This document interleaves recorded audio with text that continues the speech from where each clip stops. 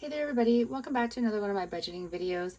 I actually already started it, hence the little bit of writing already on the page, but I decided to restart because my opening was me talking a lot about the cat, which is not what this video is supposed to be about, and you're not my online therapist, so I shouldn't be stress talking to you about things that are making me upset in terms of how the cat is upset. So I'm going to start over. That is the limit to what I'm going to say about Striker, and we will just get into the budget and we will talk money stuff. So this is my budget for May the 30th. Today is June the 1st. I had a mad panic when I sat down to do my budget. I sort of spaced on the fact that today was the 1st of June and I hadn't paid rent yet. So I immediately went in, moved from my sinking fund, the rent money that I had put aside, moved it into my checking account, and then paid my rent immediately. So you're not going to see me taking out money this particular paycheck for putting aside for rent because I've already taken it out and paid my rent. So the first thing I'm doing, my balance, sorry, I'm starting off with $1,730.90. The first thing I'm pulling out is $382.59 for the rollover. You may notice, if you remember the rollover from last video, it has gone down. My rollover used to be $432.97, but I pulled from it $50.38. When I was in Edmonton on vacation, I went into Costco and they had yoga pants. I'm going to say like on sale, but I don't mean like on a sale discounted price. I just mean they were selling them. I really like Costco yoga pants and I haven't been able to find any in a very long time. They switched over to leggings and I don't wear leggings. So I was sort of, not that I'm running out of yoga pants exactly. I own quite a number of them, but they get a lot of wear and tear in dragon boating. So I have some that are really just used for dragon boating now, and then some that I use when I'm doing other activities, but they're all old and they're all starting to show their age. And I refuse to spend the amount of money on yoga pants from somewhere like Lululemon. And I find that because I have quite a long leg, I'm a 34 and a smidge inseam, it's very hard to find yoga pants that sort of more general places, like the ones that say Walmart or H&M, stores like that. They are never long enough, ever. So I just really struggle with yoga pants. I know it's a really weird thing to struggle with, but I do. So anyways, Costco brought back yoga pants in the Tuff brand, Tuff. They had some there. I don't know if they have them here. I haven't been to Costco here in a little bit, but when I was there, my mom very kindly bought me a pair because we went to Costco together, one pair, because I was like, I'll give them a try, because of course you can't try them on there. I tried them on at home. They fit really well. I liked them. So I was like, this is great. And then I had an opportunity later in my visit to go back to Costco, and I decided I was going to pick up another pair. In the end, I ended up picking up two more pairs. So $50.38 for two. I know it's a lot of money for yoga pants, but I do actually wear them a lot for actual sports and working out and physio and things like that, not just to like walk around Vancouver in yoga pants. Mine are all dying. I needed some new ones. They're the most cost-effective ones I can find that actually fit my leg length. So I decided that I was taking the money from the rollover to pay for them because I don't actually have anywhere in my budget for clothes, and it could fall under the budget for travel because I did buy them when on vacation, but I thought my travel budget is, I think, going to be completely used up covering expenses of the trip, which is fine because it was a great trip. But I just thought, you know what, I'll take the pants out of the rollover money and I'm okay with it. So I don't know, that's just why the rollover has shrunk. It's a really long explanation about yoga pants. So this is leaving me with $1,348.31. Next, I'm pulling out $266.72. That is for my SUV payment that will go out on Tuesday. So now I have $1,081.59. Then $60 for my cell.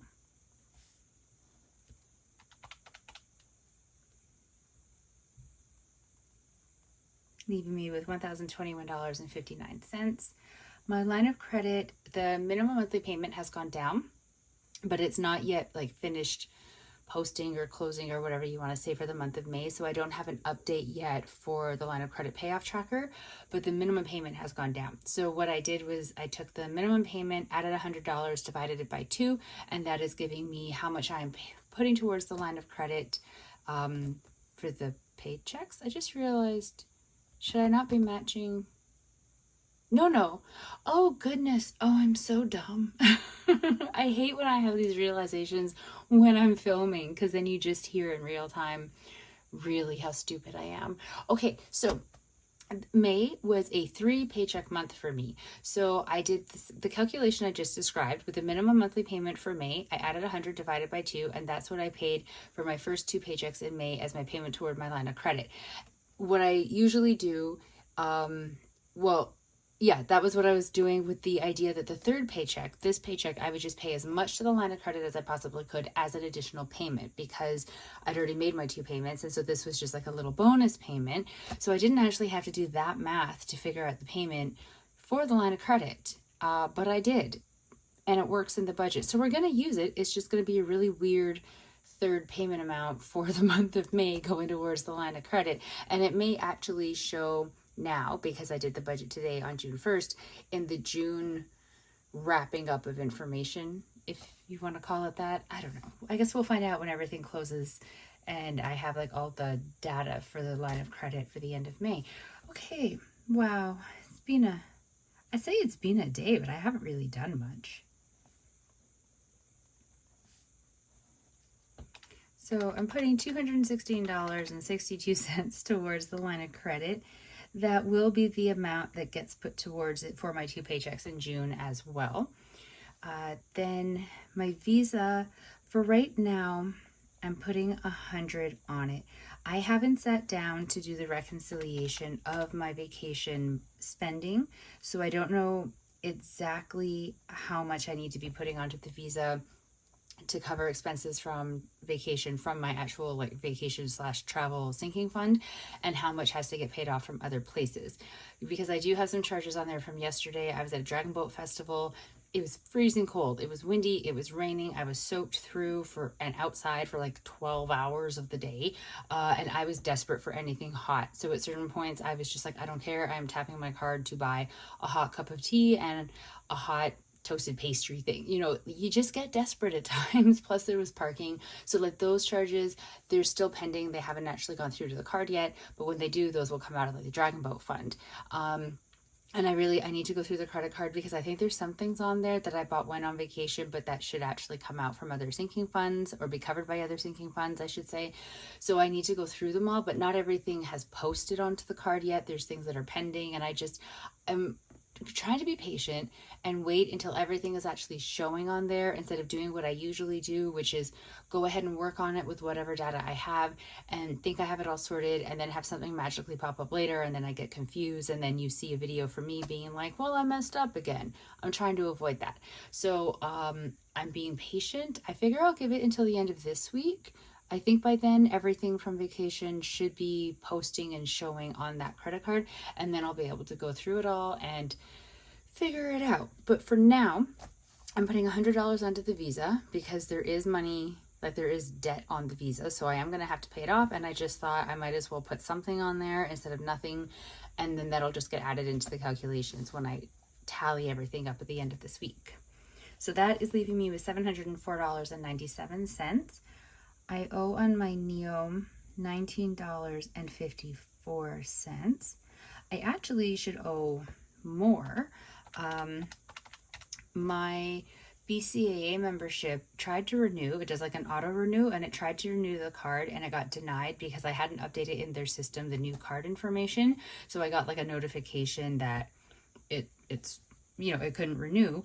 And so I logged on to try to renew it myself, and the BCAA website is like, oh, looks like you're not up for renewal yet. Don't worry about it. Come back June 1st. And I'm like, it is June 1st. So I'm just going to try again tomorrow to update my payment information with them, and then it'll auto charge onto the card. It's like $38 and change. I have the most basic version of BCAA, because when I purchased my vehicle, I got Toyota roadside assistance as part of my insurance coverage, and they were the ones that were like, if you have BCAA, you can go down to the most basic level. Don't cancel the membership, but go to the most basic, because everything I was relying on BCAA for, my Toyota roadside package covers. So I don't need to have both. Eventually I'll go back to having the not proper, but like the higher level BCAA membership when my Toyota roadside finishes. I don't really know when that ends. I should really look up when that ends, but it doesn't end yet. So for now, I just need to worry about renewing the BCA membership once their system will let me. For sinking funds, it's $176.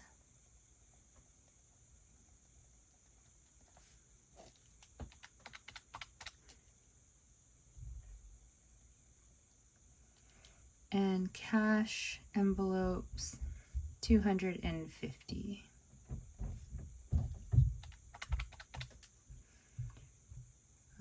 So that's leaving me with $259.43. And I forgot to take it out earlier. Oops, that's the wrong number. $33 and what should be 12 cents. There we go.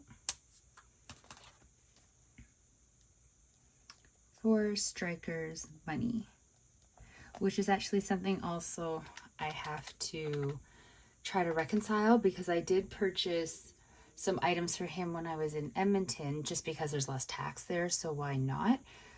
But my mom very kindly also insisted on paying for the majority of the things when we were out and doing stuff together. So I had money for Striker to buy litter when we were there, and food. I bought him a nice big bag of food, stuff like that. And then she paid for both, I think, but I'm really sort of drawing a blank because it's a lot of confusion for remembering when I bought something versus when she bought something, hence having to reconcile all of like the receipts and the numbers and whatnot.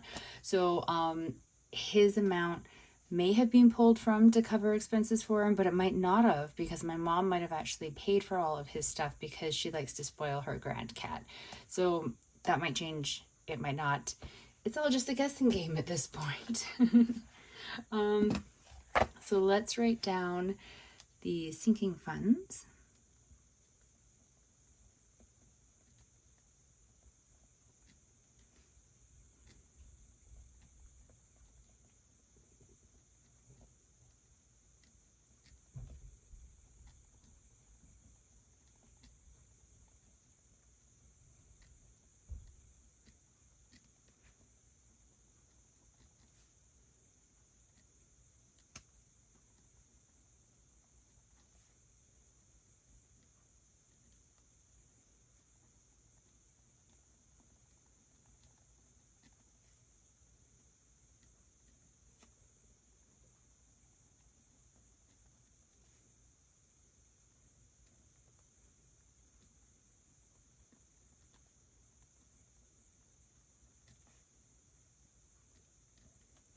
So I have car insurance that gets $67, tenant insurance gets $14, tech gets $15, travel, dragon boat presents, and emergency fund each get $20.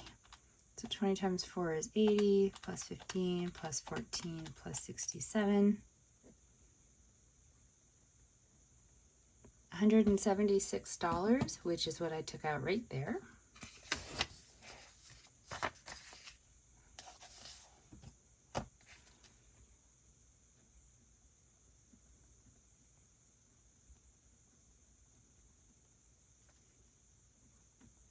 And then my cash envelopes.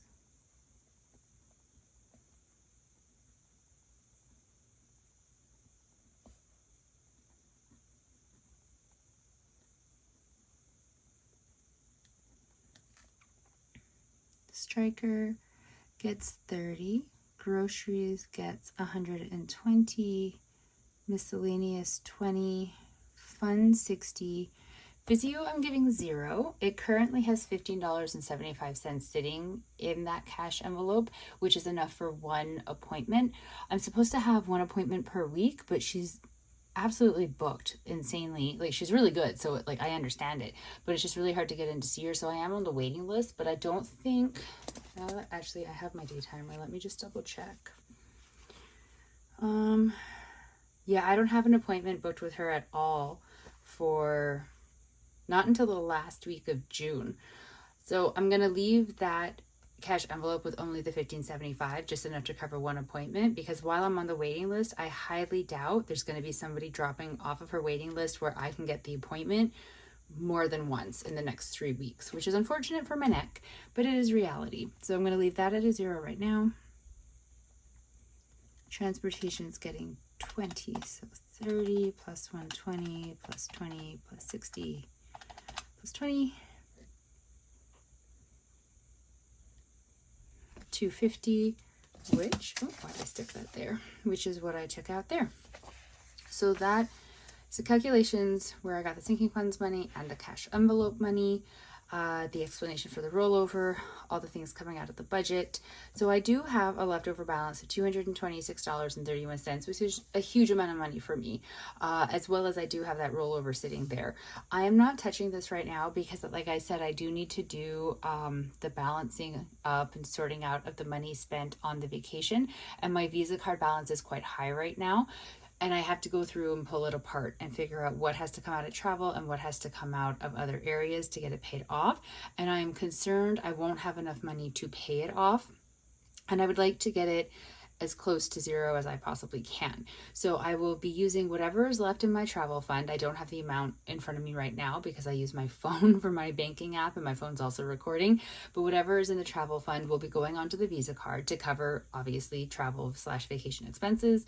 And then whatever falls from other categories, like say dragon boating or whatnot, will get paid that way. But I am sure there's going to be a leftover balance on the card that those things aren't going to be able to cover. So as much of this as I can, I won't put the balance to zero, but say maybe 150 of this is probably going to go onto the Visa card, and I might decide to use the rollover to also help pay down the Visa card. It really depends on how much of a balance is left on the Visa card. So I'm going to have to wait and see until all of the math is done. But so I'm going to leave this larger ending balance sitting in the account for now, just so that I do have it to pull from when I am reconciling the Visa charges. I don't want to have two debts that I am paying off for an extended amount of time. I have the line of credit, that is my main debt, that is what I'm working on paying off, but now the credit card does have debt on it and it has the higher interest rate. So if I absolutely have to, I will go to paying the bare minimum, so just the minimum monthly payment on the line of credit and putting everything extra onto the Visa to bring it down, which will delay my paying off in total the line of credit, but I think is the smarter move. But I'd rather, if at all possible, to just make a lump sum and get it paid off as best as I can, as fast as I can. So I'm gonna see, I'll let you know when I have the reconciling of all of the vacation charges figured out and exactly how much is on the Visa that's getting paid off from the various places and how I'm doing all of that. And I'll keep you in the loop for it, don't worry. But for now, it's just not figured out. So I don't want to touch that money until I do have it figured out and I can make sure to use it in the most wise of ways. So for now, I'm going to go and actually pay the bills because I did the math, but I haven't actually paid them yet, and move the money over to where it needs to get paid.